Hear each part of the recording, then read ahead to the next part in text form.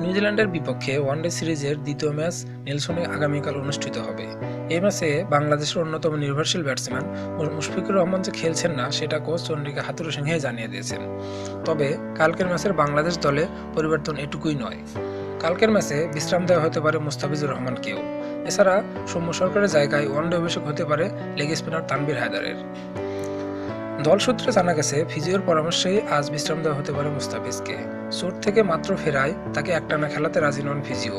মুস্তাফিজের পরিবর্তে দলে আসতে পারেন আন্তর্জাতিক অভিষেকের অপেক্ষায় থাকা পেসার শুভাশিস রায়। আর ফর্মের কারণেই বাদ পড়ছেন সৌম্য। সংবাদ সম্মেলনে কোচও দিয়েছেন সেরকম আভাস।